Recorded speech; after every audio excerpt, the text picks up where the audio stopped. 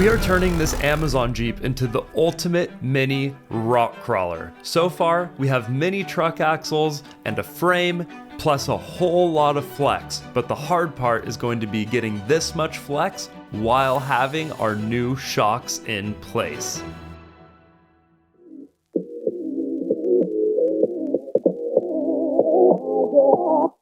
We're gonna move things around. We're gonna roll this rear axle forward a little bit, get it to where it's not quite hanging out past here as much, and then I'm gonna change up the geometry on the length just a little bit so that these uppers are up a little bit higher to get that anti-squat thrown farther forward.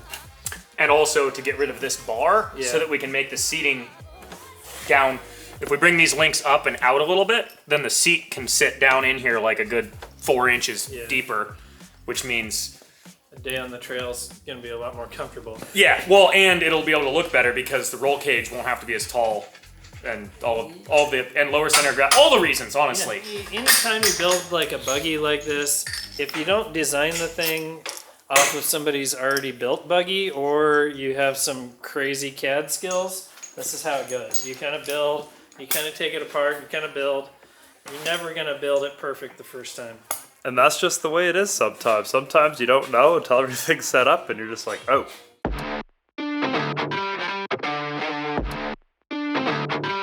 I'm just trying to eyeball this thing and see kind of how we want this four-link to relive. And by doing that out of tape, I can kind of figure out like where the geometry is all gonna lay and visualize it.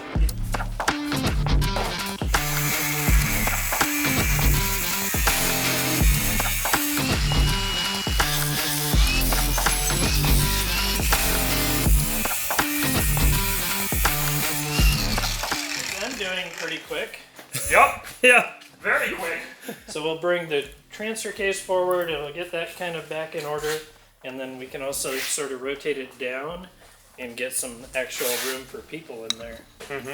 I think the goal is to have fun, and I think being comfortable in there is going to be kind of important. We're gonna plop this off and move this bend here forward probably 4 inches or something, so it kind of matches where we move the axle to. Yeah. And also gets out of the way of the links, because currently it's very much in the way. Yeah, it's all gonna flow. It's gonna have flow.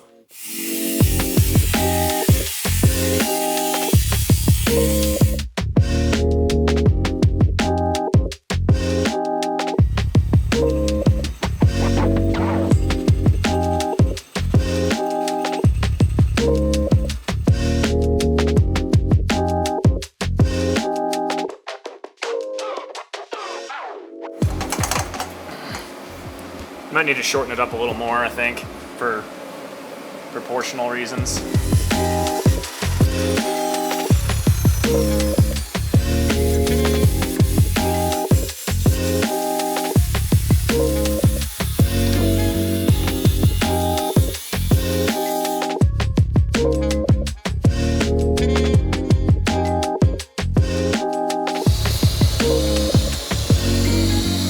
Just gonna throw a little rosette weld in here since we put a sleeve in this tube.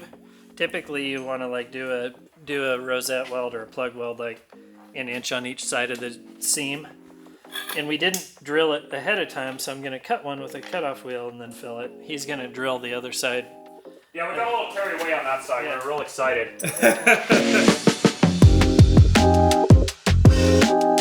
It's good for the eyeballs, they say. Oh yeah, it's stronger than heck.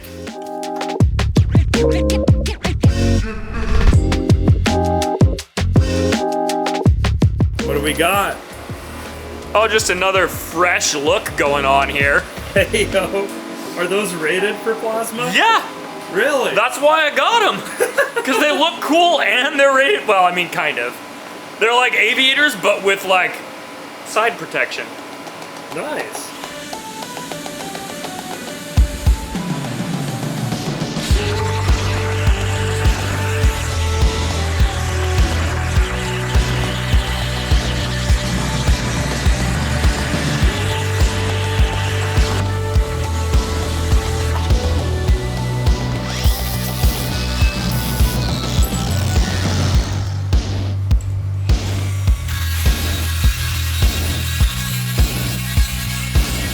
So Ethan's over there making new tabs that are going to be a little bit shorter than these ones. That'll get those bars back down towards the axle. Once we get those down at the axle, lower and then up a little bit higher on the frame here, it'll actually get the anti-squat thrown farther out in front of the rig, which helps it climb ledges and stuff. So we should be pretty good to go.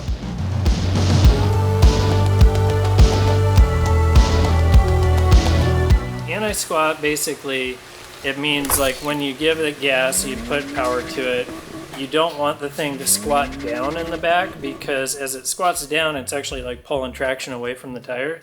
You kind of want it to force the tire into the ground. First rule of thumb is you want the like intersection where your link bars, if you drew like a hypothetical line out into space, you kind of want those to at least intersect at the center of gravity of the vehicle. If you can get it farther ahead of the vehicle a little bit, then that kind of like, it forces the anti-squat even farther. So I typically try to get the anti-squat or that intersection where the links would meet out in front of the vehicle and up a little bit higher. So by the time we're done with this, if you were to like draw those lines, I'm hoping that it intersects like probably 3 feet in front of the bumper and up like around where the headlights would be.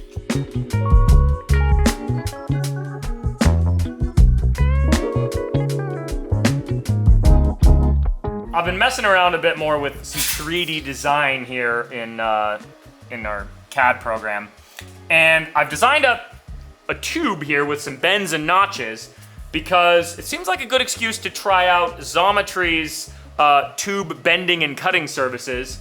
So I designed this up to replace the motor mount bar in the mini Jeep, and now we just have to send it off to Xometry, and they'll send us back a cut and bent piece of tube. We're gonna replace the engine mount bar to make it look a lot better, make it lighter, stronger, and mainly give us more foot room. And in a couple days, it's just gonna magically appear in a box, all done, ready to put on.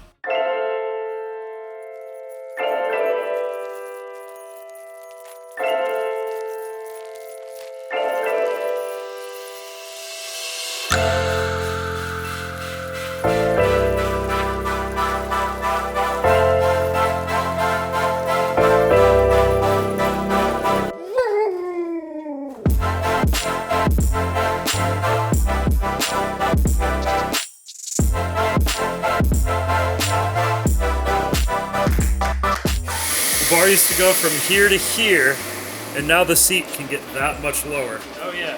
Yep. It's I gonna mean, be a game changer. Within the limitations of, Drive shaft and transfer case. you know, those things being in places you don't want them. Why are all the fastest moving parts always by your business? Yeah. You know, I don't know. It's just the way it is.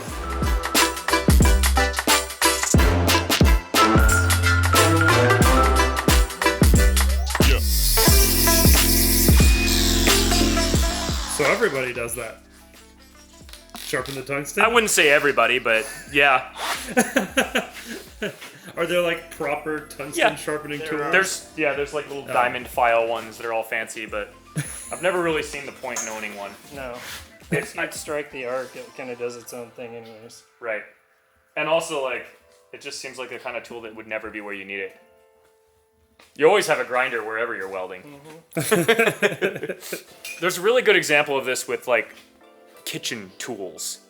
You ever seen one of those tools that all it does is after you cut an avocado in half, you just go, and it scoops it out and slices it at the same time? Are you serious? That's it. It's a one-purpose tool. That's so dumb. Right.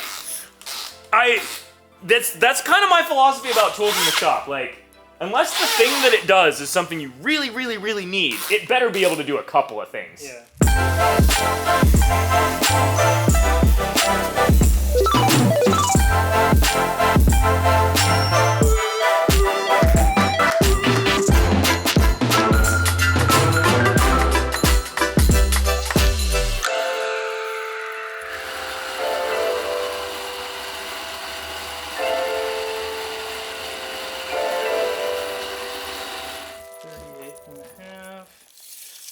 See, so we need to go that way just a little bit, which we could do by going this way, so longer here and shorter here. 3 1/16. That's better than Henry Ford would have done. See what our pinion does when we. I'm wondering if we actually need to drop these guys down just a little bit. It's like they're knuckling over because they're above the halfway point. Yeah, it's almost like they're knuckling over. They're going like, yeah. I would say, yeah, if we rolled these guys down just a shade, get them to where they're probably an inch and a quarter lower. That would be pretty good.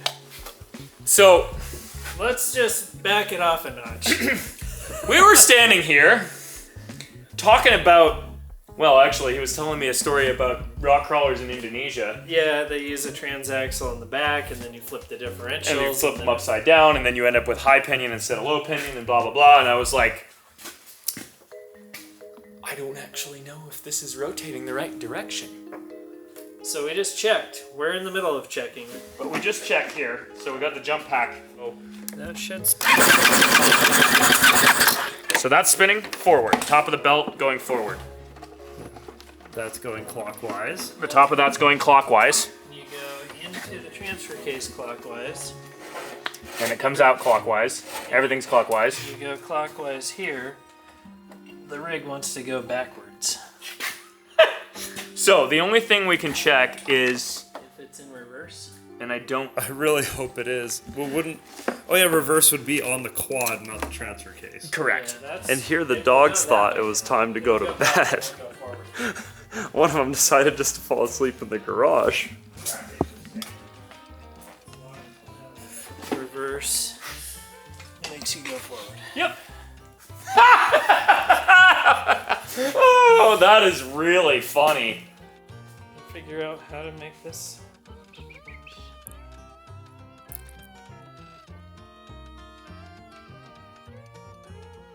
This is the point you need to go home and you drink beer.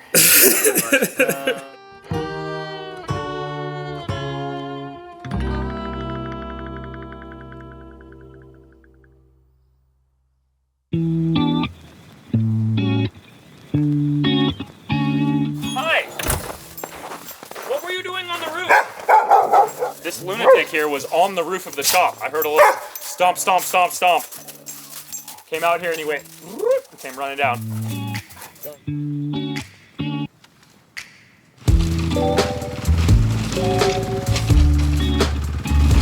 Feels like just yesterday we were working in this shop. Yeah. And also a lifetime ago. On a different note, I got your cat a present. Oh, Where are your cats? I don't know. That's a question for the cats. Yeah, I'm gonna turn the light on. What is this? Is this Nebula or no? I don't know. It's Nebula. Einstein leaving. Oh, there we go. We have a cat.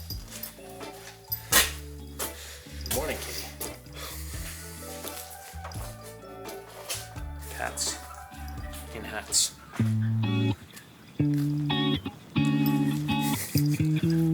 Einstein, quit mauling the cat, okay?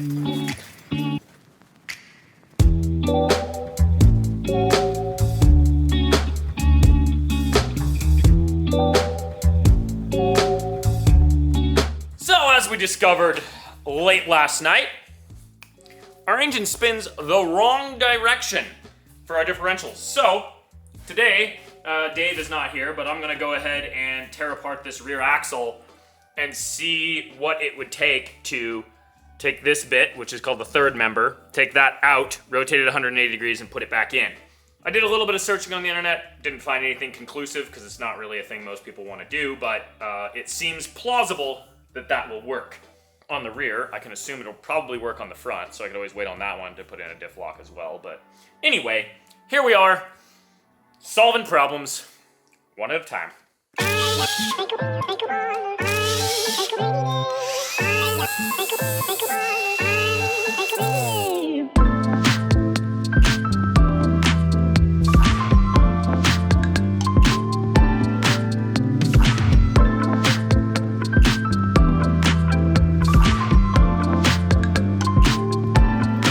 Nice. Gear lube, yum. Delicious. Yum.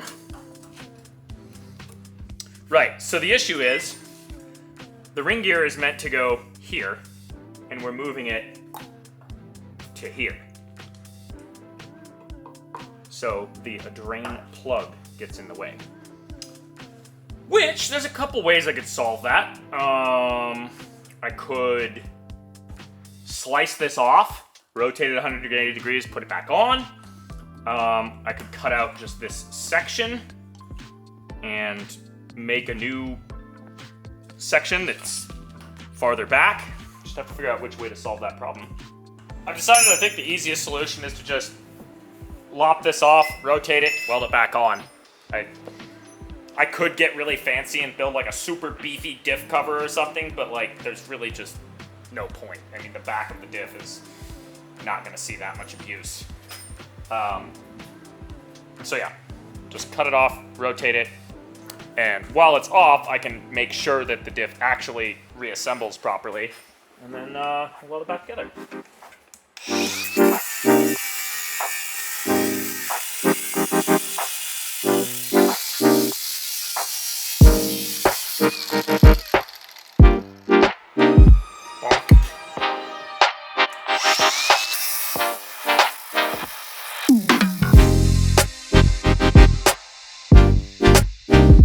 Ideally, we have ourselves a reverse rotation, high pinion samurai axe. Look at that. Man, how convenient that they made the bolt pattern symmetrical. It's like they thought people were gonna do this. Yeah, obviously Suzuki back in the 80s when they designed the Samurai, they knew that one day a strange man in a shed in North Idaho would want the axles to spin the other direction.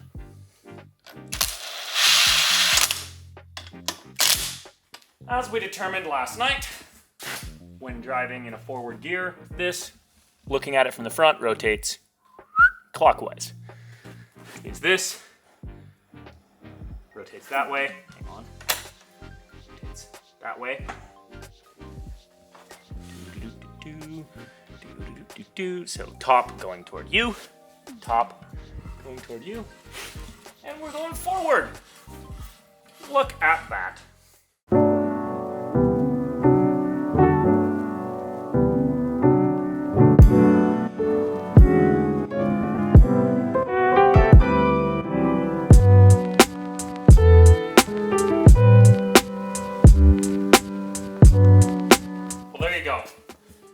Yet another day of answering questions that really nobody asked. Yes, you can just pull the third member out, rotate it 180 degrees, and put it back in. And it gives you a reverse rotation high pinion samurai axle. There you go. The reason that works to make it spin the opposite direction is because you've got the pinion gear here, you've got the ring gear driving it. And when you flip it over, everything's spinning in the same direction in terms of, this input's obviously spinning the same direction, but the pinion is now driving the opposite side of the ring gear, relative to the rest of the axle. So that rotation gets flipped, and we get backward rotating axles. And high pinion, meaning that the pinion is above center instead of below center. High pinion is good for, in this case, our driveline angles, and it's good for ground clearance. It's not necessarily good for oiling of the diff.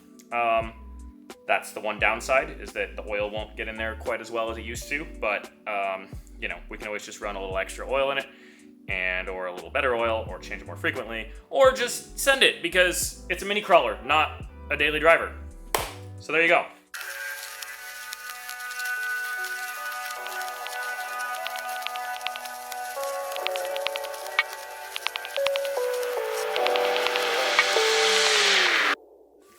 Playing with link position a little bit to get our pinion angle to be what we want it to be. Not statically, but when it moves.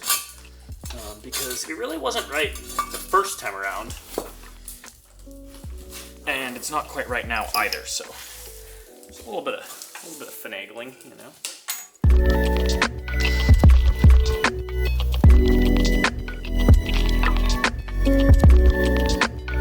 So when we designed these link mounts here, we weren't taking into account the fact that we had to flip this diff because, well, we didn't know. But as you can see here, if I flex this out even just a reasonable amount, this link comes in contact with that diff. So I'm gonna make some slightly taller link mounts there that are somewhere in between this height and the height that we originally started with, which these ones were a bit too high, making it rather difficult to get the anti-squat the right way we wanted it. So anyway, I've designed a new one. I'm gonna cut them out and slap them on there, see what we're looking like for clearance, and then I should be pretty much done with the rear, the redoing of the rear, and then I can move on to flipping the front diff and maybe redoing some links there because they're probably gonna have the same issue of running into the diff.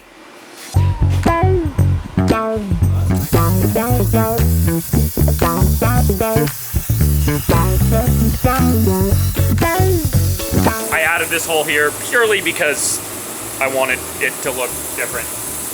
And weight reduction. So, should raise that up somewhere in the neighborhood of 3/4 of an inch.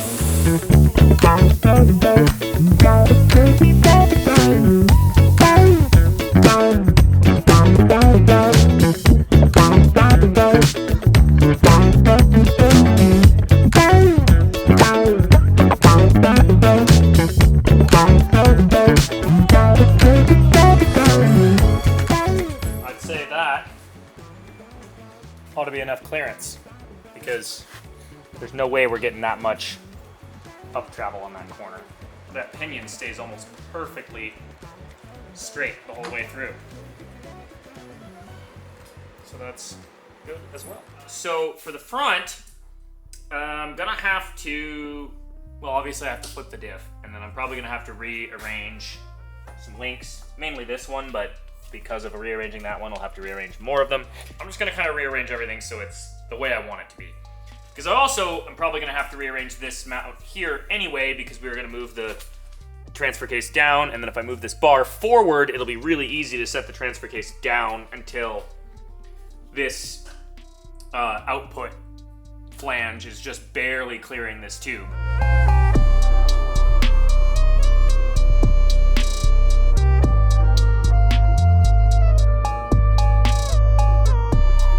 What a cute little axle.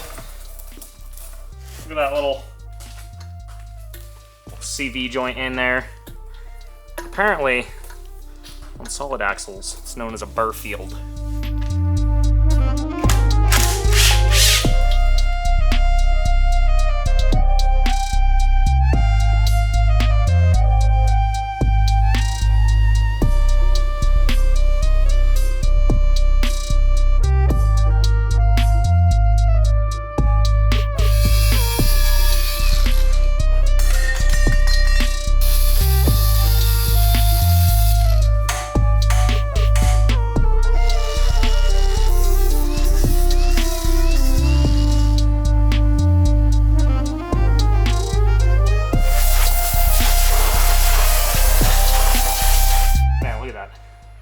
Sprayed degreaser on here and pressure washed it like 3 or 4 times. Oh wow. Still big old chunks on there.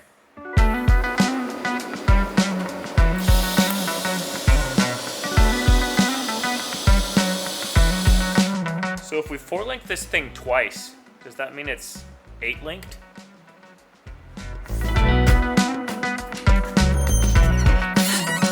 What's going on here?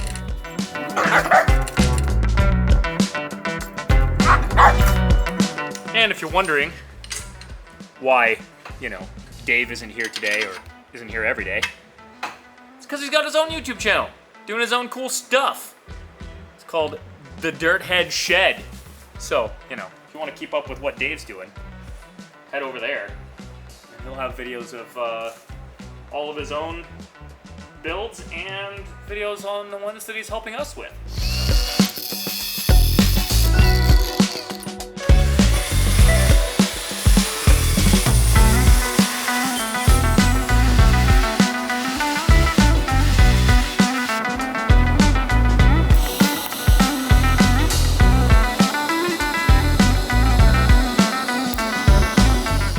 yes, I am doing a lot of extra work just to make something look symmetrical, but it is very much worth it to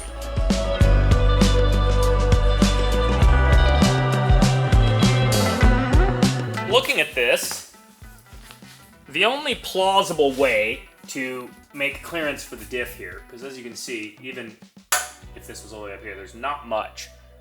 And when you really flex it out, that hits this link real quick. So there's really two ways you could do that. You could raise the front of these links up, which of course would ruin our suspension travel. Or what I'm gonna do is move the ends of them out, like 3 or 4 inches on either side, space them out to like here. And that way, not only will it get this one farther over, so it takes longer to run into the differential, also we'll actually gain up travel because these will no longer hit right here. I'm sure they'll hit something else, but we'll gain probably 1 inch to 1 to 2 inches of up travel, which is not nothing.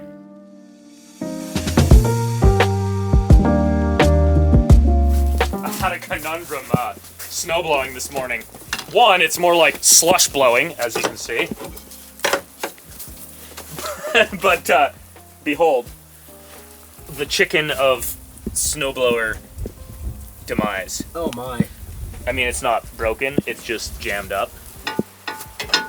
They make a great plug to jam up the snowblower.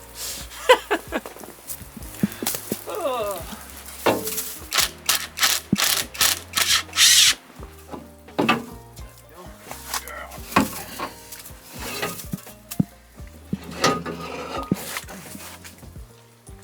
Nice. Let that warm up here by the wood stove while we go get some rubber.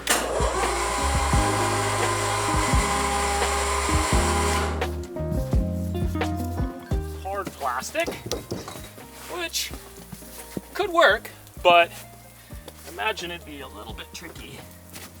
What I used when I did this like 15 years ago under my umbrella. I should have grabbed one too.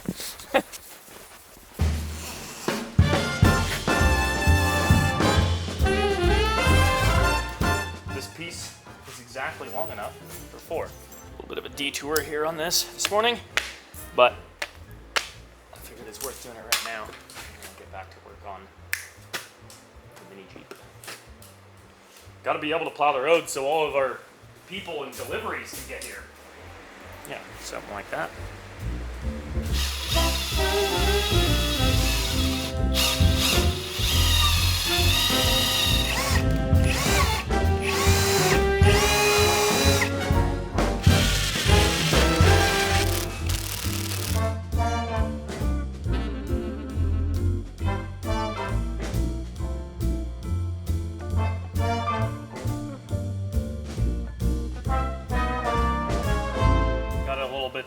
Lubricated here on the rubber bits so they slide in there easy. And yeah, let's go install it and see how it works.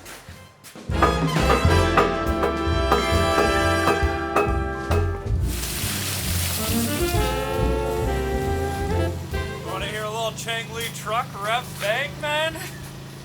Not really.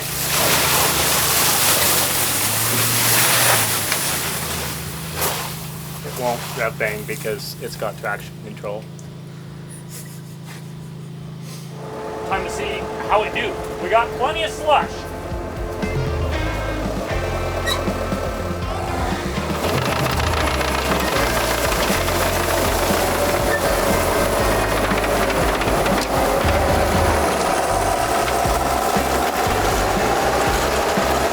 It's a lot better, but I'm about to run out of diesel.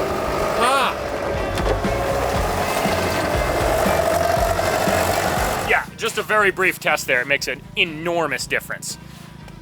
I don't know. I mean, you didn't see it before, but you could see it was just slinging that slush. Oh yeah, I guess. Like it was like slopping around. Yeah, the heavy wet snow, it just doesn't really fling it, you know. So yeah, upgrades. So if you got yourself a snowblower, really of any kind, put a little rubber on the blades and it'll work a whole lot better.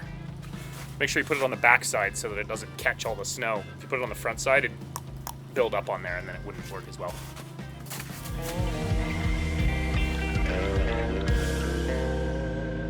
Time for a brand new axle truss, this time with more hexagons!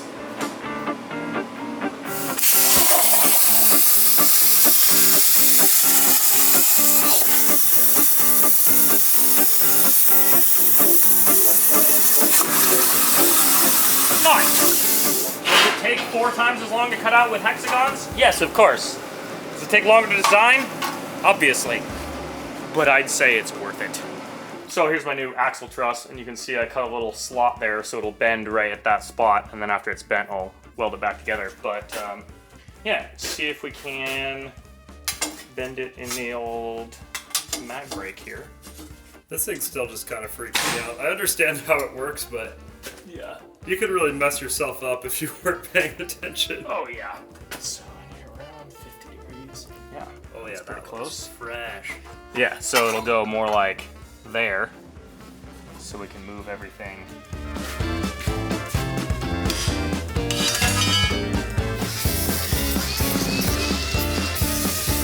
Pretty day for some flying, huh? Yeah, gust of wind caught me right at the end as it was landing, and it went shoop off the hood of my car.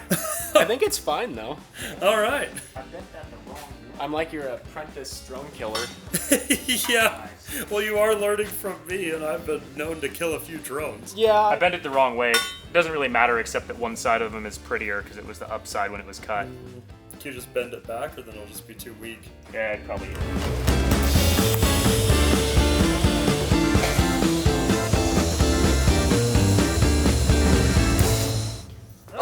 You were busy. Yeah, I got a lot done while you were gone. That's awesome. Diffs are flipped. These are changing again? Yeah, I cut this all out and moved it forward like 6 inches. Oh, okay.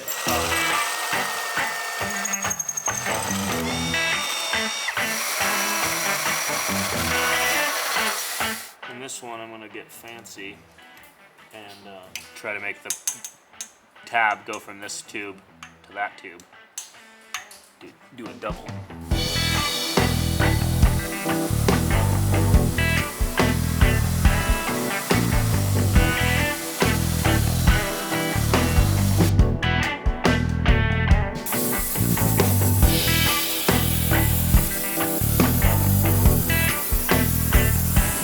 That looks cool.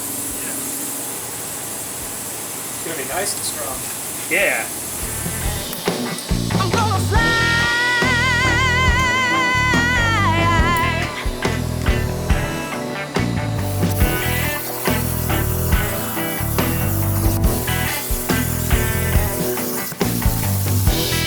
I don't care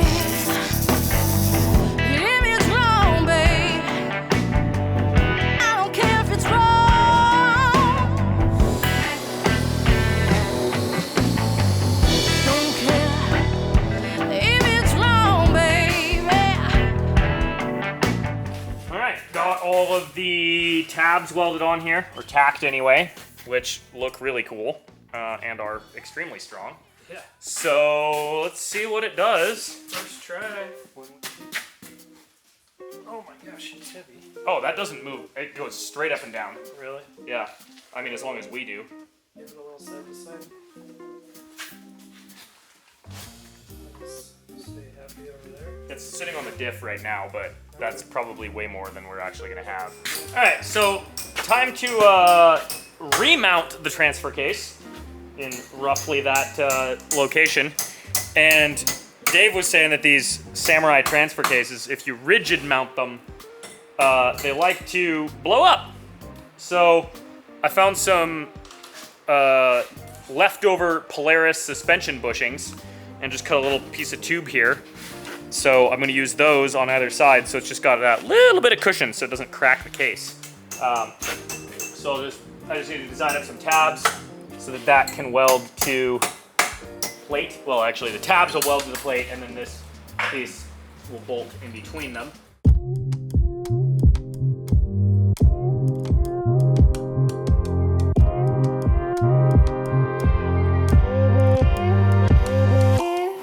Put on my real Uber goggles this time.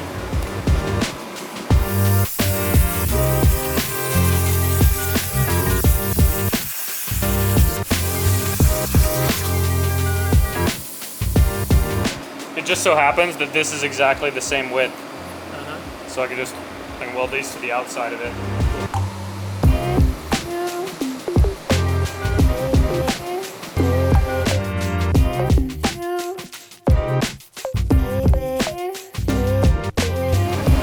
There we go. Got myself a new and improved version of this tab. I would have just lopped this off and reused it, but I wanted it to be wider so that it matches the width of those bushing pieces that I'm using. It just makes it easier. So, well, I was added actually some hexagons in it.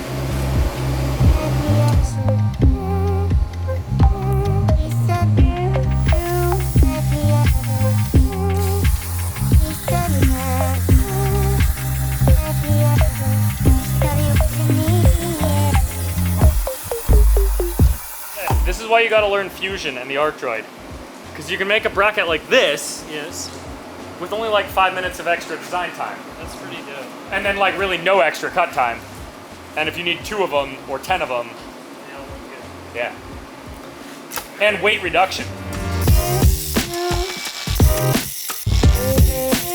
Starting to live up to the look finally now that the suspension is like doing its thing. It's pretty cool.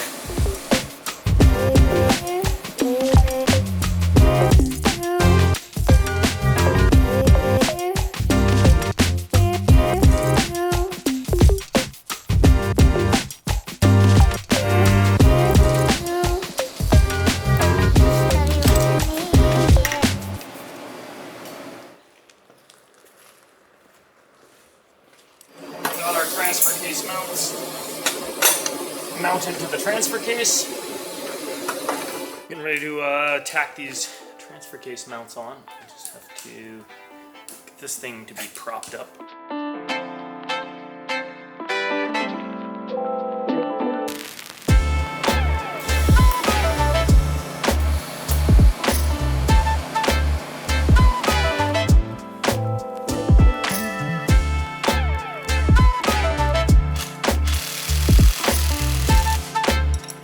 Nice. Oh yeah, that's super solid, but still has just a little bit of flex in it. That's kind of what we wanted, right? Yeah. Plus, any vibrations that happen because of our creative drive shaft angles, any vibrations will be a little bit damped by that. Less in the way. It's also slightly lower for better weight distribution.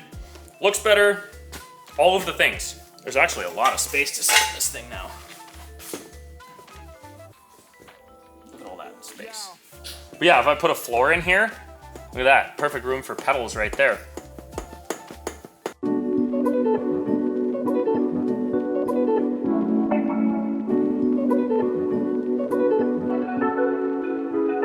It is finally time, I believe, to start mounting these beautiful ADS racing shocks. These things are beef! Can't wait to drive this thing with them. Anyway, yeah, so we're gonna go with the 10-inch ones in the front and 12s in the rear, just because it makes sense for packaging and whatnot. There's really not much space there for this to be mounted. I've been playing around with ideas here, and I think I want to mount this shock. I don't know if this will work. It's a little bit extreme in some ways, but I think I want to mount it like this. So it'll be angled back, which means that it'll get slightly more travel than if it was vertical, which also means the axle will have slightly more leverage over it, which is probably a good thing because these shocks are so overkill.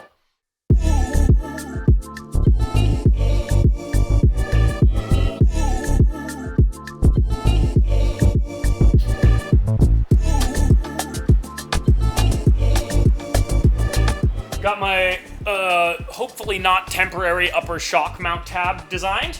Time to cut it out. Let's see if it works.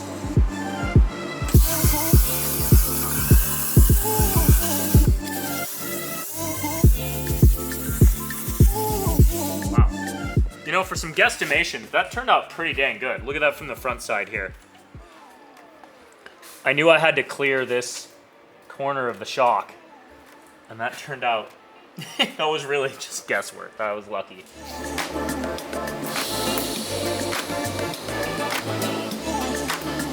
Also, I just realized, another benefit to having the shock at an angle like this, two things. Well, one thing, weight distribution, but for two reasons. One, it gets some of the weight of the shock farther back, which is what we need because this thing's front heavy right now. Two, it gets the weight of the shock farther down, which means more stability. Wow, more stability.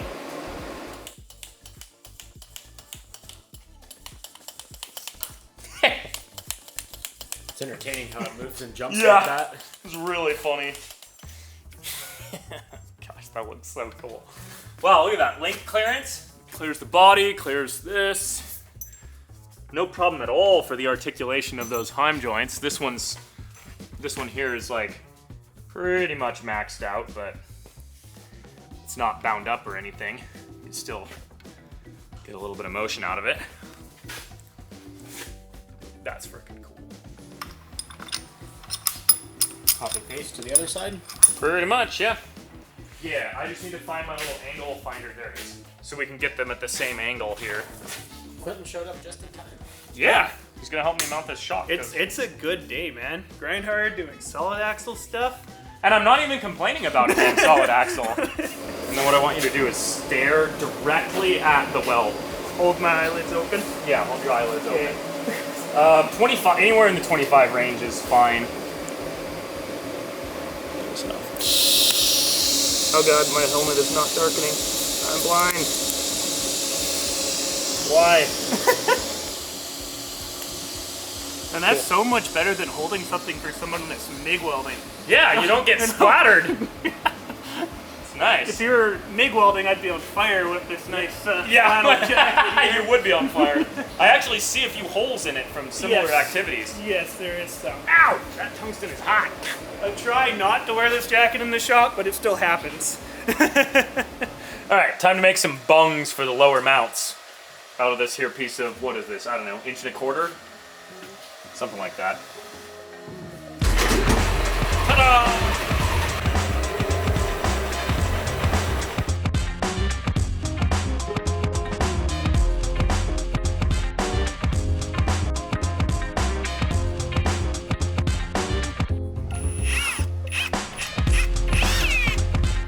Trying to tap this. It's a little bit stiff. Might have to go the old-fashioned by hand way. Yes, you did have to do it by hand. Yeah. It's a pretty big, you know, pretty big threads to do, you know, with a drill.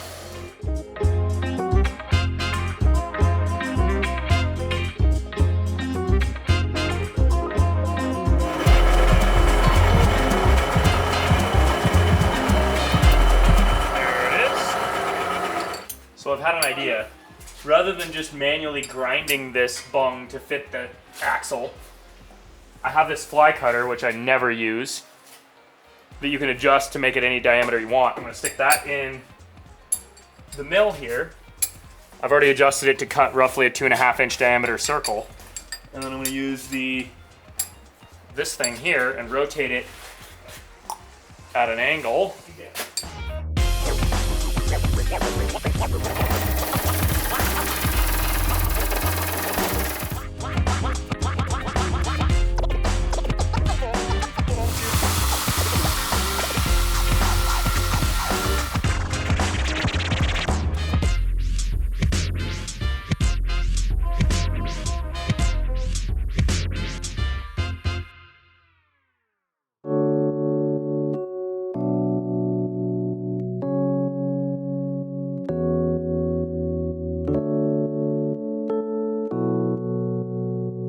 Check this out. We are going to get this motor mount kind of buttoned up today. There's this new send it, cut it, bend it, get it back in the mail tube that Ethan had sent out for. That showed up. That's going to end up going like right here. which should clear up a little bit of room for your feet. Basically, there's like no room in this thing right now, so if we can gain enough to put like your foot in there, it's gonna be way better. And what's crazy is we actually managed to get 12 inches of travel out of 10-inch shocks. Yeah. Which, I mean, that in itself isn't crazy, but the crazy thing is we got 12 inches of travel up front, and it doesn't really the interfere direction- with anything. Like, everything just works. Yeah, this is why it's important to just build and figure out as you go. Yeah, you could overthink this thing like till the end of time, but you can also just kind of like build it and cycle it and see what's really going to work. You've seen how many times things have changed, Yep. and they're not done changing yet, but this thing's going to be dialed by the time it's on the road. Like you always say, good enough is good enough, right? It is.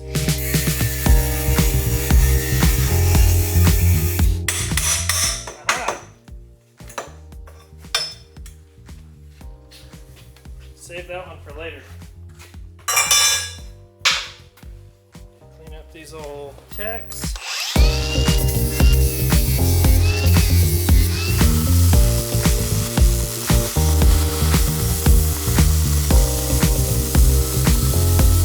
What I'm impressed with is how fast Zometry got that to us. What was it? This was like a few days, right?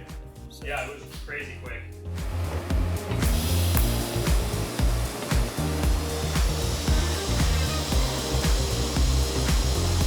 Bridge the gap. There it is. Woo-hoo. Got her? Yeah, I think so. That looks good. How's it look from Yeah, that looks way nicer too. way more foot room? Hey, it turns out I can kind of sort of design tubes in CAD now. Look at that! We could design this whole thing, and then we could sell kits. They're gonna go like hotcakes. Oh yeah! There's gonna be 8 of these things across the country.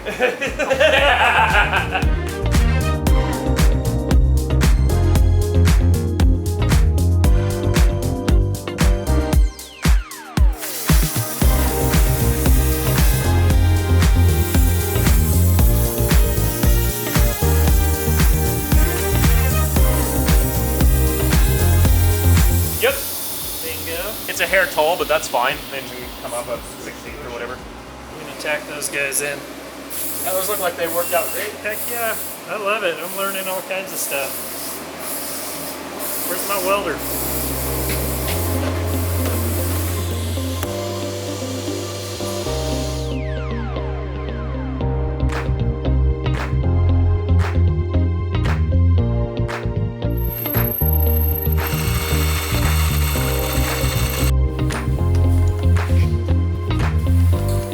Tube. Where's that one go, Dave? This one's going in here to kind of support the motor mount. It's just going to be like a little added deal. It's going to go right in the middle, and it should be small enough that it clears the drive shaft.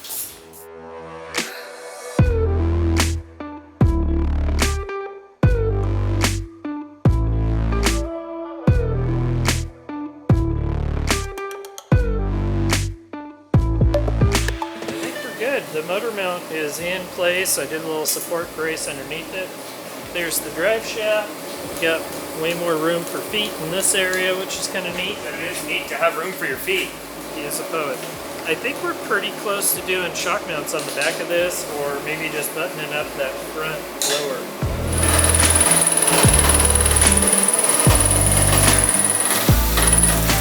Found a way to actually mill this one properly. I just took a cutter out of that fly cutter that was just high-speed steel, and I found a cutter for the lathe that was carbide tipped, and it worked great. This piece here is just to represent the double shear mount on the back in thickness, so it'll just so that I can get it tight to tack this bung on without that use. That looks good.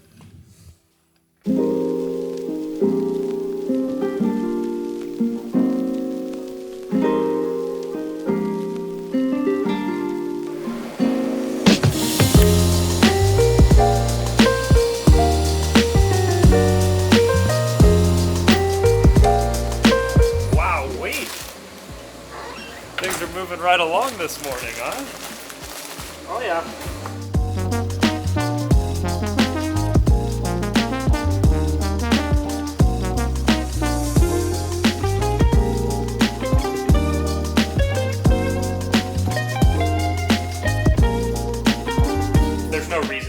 drive it around at that ride height except for ridiculousness. But we could. Just air the shocks all the way up and Yeah, it goes to the 4th of July parade like that. Or do we jump it, it'll look like that. yeah. Man, I can't wait to jump this thing. It's gonna be How fast or slow do you think it's gonna go?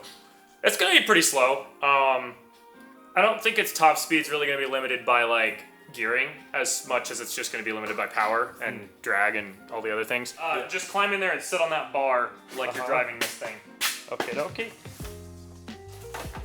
I'm trying to figure out how to mount the shock and like. Oh, you want to see where the body's gonna be? Well, I want that too, but what I really want to do is see how tall the. Oh God. The roll cage.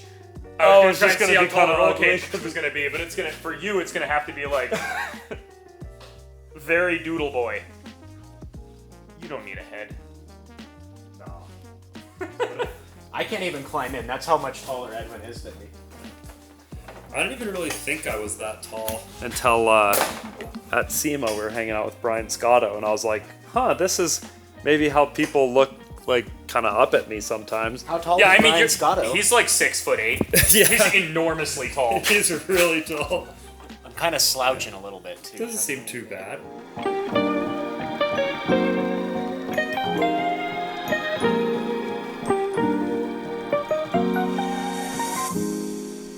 Alright, so I was playing around with this a little bit last night, and having that shock angle the way it was, where it gets us like 16 inches of travel, it's cool and all, but it really gets in the way of where you need to sit. And there's not a lot of space in this thing for two people. For one people, it'd be plenty, but we gotta be able to sit two so I can terrorize my friends. If you have your shock vertical, and I've probably talked about this many times, you get a 1-to-1 travel, you know? If your shock is vertical and you got a 12-inch travel shock, you get 12 inches of axle travel. As you lean it forward, particularly if you had it at a 45-degree angle, half your motion is going straight up and half your motion is going forward as far as the shock is concerned. So you actually get like 50% more travel out of the shock. Well, the same thing would be true if you leaned it backward, in theory. What that does in our case is just gain all of the space for seating, and it also moves some weight rearward. So I'm gonna see if I can find a position that works to mount it kind of like that.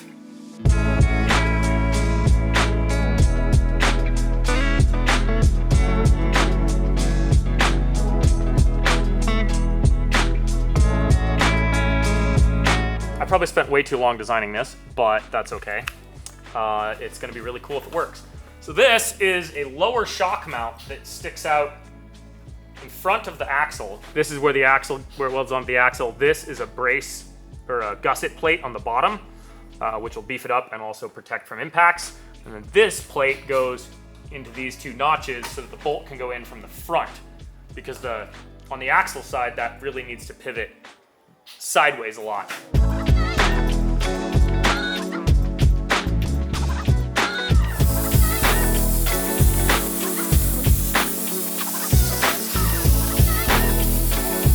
That's even gonna work. Obviously, there's a little bit of adjustability up and down this way. Cut out the plate that goes across.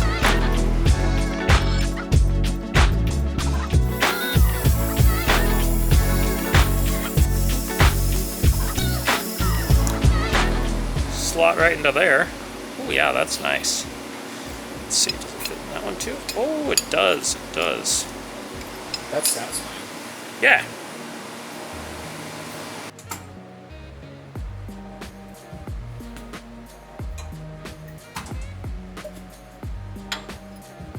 One schwack with the hammer and we'll...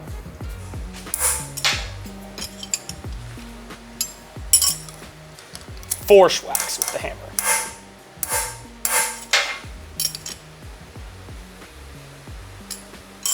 More schwacks. Ah, yes, there we go. Look at that. Yes. Just like that. This. Just like that. Man, that's satisfying. These are always some of my favorites. Yeah.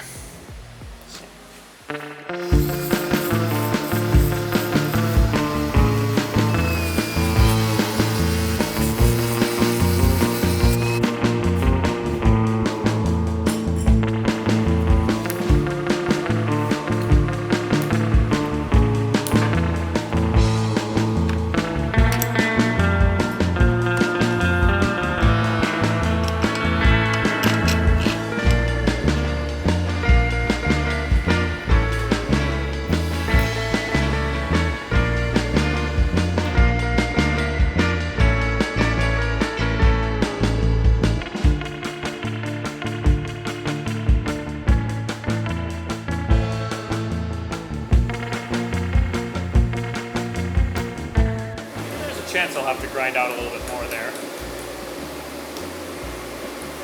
It's maybe not quite enough articulation.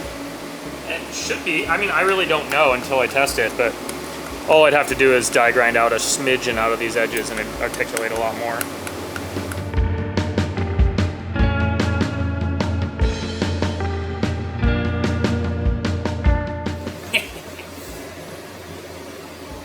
That's it, that's pretty cool. Yeah, that's wicked. What it is a dirt collector 9000. Collect your rocks and dirt in them. Well, time to tack it on and see if I wasted a couple hours or not.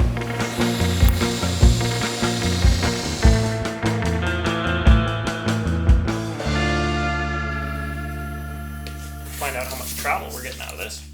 So, floor to bottom of bottom tube, 26 inches. So it's got clearance there.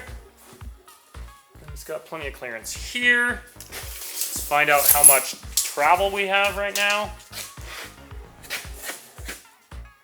What did I say it was, 26? I think you said 26. And we are now at 40 and an eighth. So that would be 14 and an eighth inches of travel. That's a respectable number. It does seem to contact there just a skosh. So when I'll redo that. I'll just move it over a little bit at the top and then that'll be fine.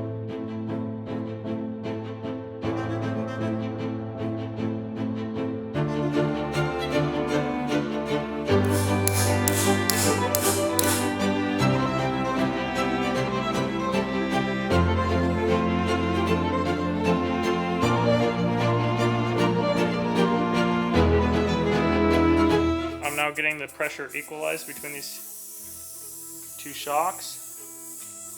So they're both around 20 psi.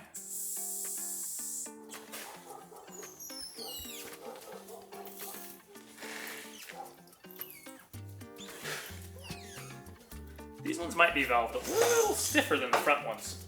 Throw some air in the front ones. It might be time for a little flexation. Far from our first flex test, but our first one that's an actual representation of what these shocks are gonna do. Is that thing on? It's gonna kill somebody. Oh, jeez. 20,000 watts, you just grab the handlebar and yeet across the shock. All right, let's try this.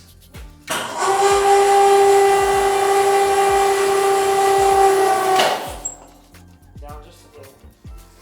You're up 3 inches over here. Well, but you see, this isn't fully, well, that's running into the body. This is just barely touching right there. But the big one is this shock. I haven't flexed it all the way out yet. This shock is running into that bolt right there. So if I trim that nut down a little bit, it might clear. But it clears the differential just barely. All right, we've done our flex test. Time for the drop test.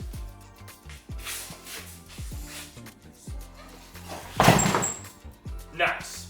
Super smooth. Well, I mean, the rear is almost entirely unsprung weight, so right now it did kind of bounce a little bit, but yeah. What a machine. Well, there you go. Question answered. You can flex a mini Jeep on a Chang Li.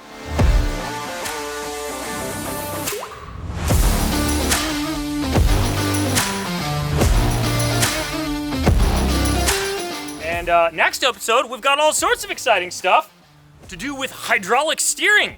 We're gonna go full hydro on this thing. We've got the ram and a electric hydraulic pump and all sorts of good stuff to put on there. But first, I got a Humvee to supercharge. So catch up on the Humvee series. We bought the 2 cheapest at auction and drove them home. It's the coolest series we've ever made, and you can watch it right there.